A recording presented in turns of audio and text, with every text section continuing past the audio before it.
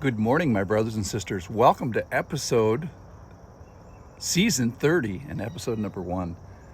We're going to start in Psalm 23 today. We're going to do maybe some selected Psalms over the next couple of podcasts. And I thought, hey, let's start with the most famous Psalm, Psalm 23. You've probably heard it. It's familiar. It's comforting. It's realistic. It's only 6 verses long. It's written by the chief knucklehead of the entire Old Testament, that is David. And I'd say that not to disrespect him in any way. It's actually one of his features. It allows us to associate with him. But, he was a murderer and a luster, and he was passionate and feeler. He was a good repenter. He was a singer, poet, dancer, leader, killer, hunter. In other words, he was human, very human. So he's in the psalm. And then the surprise to me, and watch for this, is somebody else is invited to this psalm as well. And that is enemies and death and fatigue. So I want to ask 2 questions as we read Psalm 23 for the first time. Just 2 big things. What is the Lord doing in Psalm 23? And then, what are humans doing? What is David doing in Psalm 23? So we're just going to start with that today. That'll be plenty, trust me. Psalm 23, verse 1. The Lord is my shepherd, I shall not want. He makes me lie down in green pastures. He leads me beside still waters. He restores my soul. He leads me in paths of righteousness for his name's sake. Even though I walk through the valley of the shadow of death, I will fear no evil, for you are with me. Your rod and your staff, they comfort me. You prepare a table before me in the presence of mine enemies. You anoint my head with oil. My cup overflows. Surely goodness and mercy shall follow me all the days of my life, and I shall dwell in the house of the Lord forever. All right, the Lord is my shepherd, I shall not want. So he's, number 1, he's being Lord, which is Lord, capital letters Lord, which means it refers to a passage from the Old Testament about he is the great I am, the eternal I am. He captures this to be verb before, during, and after. And so he sets up this great contrast. So we have this eternal being, pre-existing, forever existing, all-powerful, all-knowing, beyond time God. And he's somehow in relationship with this worm, David. And isn't this one of the great mysteries of the world? What is God doing in relationship with knuckleheads? So we find David in a relationship, in fellowship, and he's in communication in this set of parameters, and kind of in worship and appreciation throughout this psalm.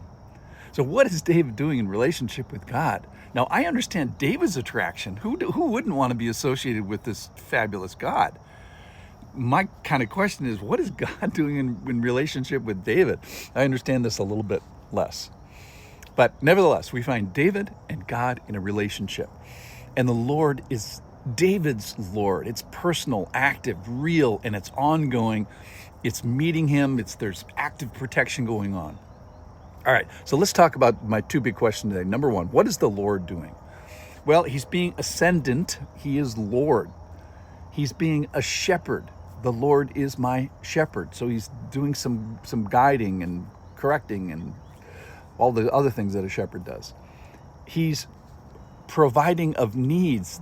The psalm says, I shall not want. I shall not be in want. He's making and providing green pastures. Verse 2, he makes me lie down in green pastures. He's leading beside still waters. He leads me beside these waters. And then soul restoration. Now, who can do this work? He restores my soul. Who can do that besides God? People can help, and worship can help, and church can help. A bunch of things can help. But it is solely, ultimately, an activity of God. He's leading in the direction of righteousness in honor of his name. And then I love this. He carries a big stick. He's got this staff and a rod, tools at the ready, weapons at the ready. Now, some of them are just for prodding and showing direction and that sort of thing. But make no mistake, they're also for whooping on attackers and enemies. So how big is the rod and staff of the Lord? The answer is big enough. And yet there are tensions. This surprised me as I was reading it this morning. So he's giving this beautiful psalm in perspective of the reality of difficulty. He's facing a scary situation, even though I walk through the valley of the shadow of death.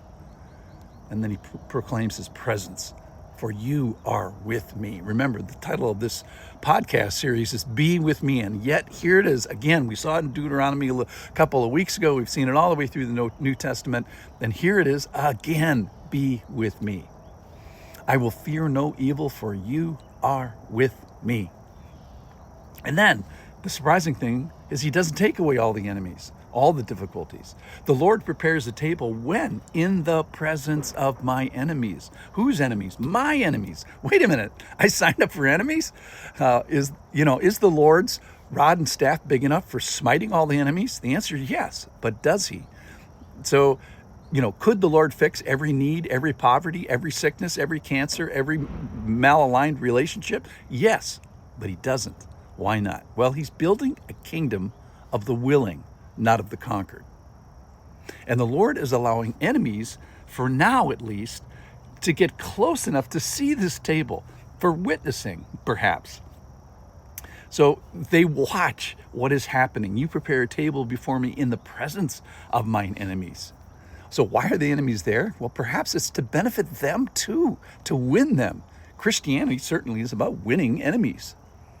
So the Lord's anointing this knucklehead's head with oil, overflowing his cup, and he's chasing and pursuing David with goodness and mercy and faithfulness for all the days of his life. He's making him a home, a place for David. I've made a place for you to dwell. We don't even have time to get to what David does, but let's stand before this great psalm. Stand before its beauty, stand before its reality, and see what the Lord does. Shepherd, meet needs, protect, comfort, overflow, and make us a home. Thanks for listening. Come back tomorrow. We'll finish up some more of Psalm 23.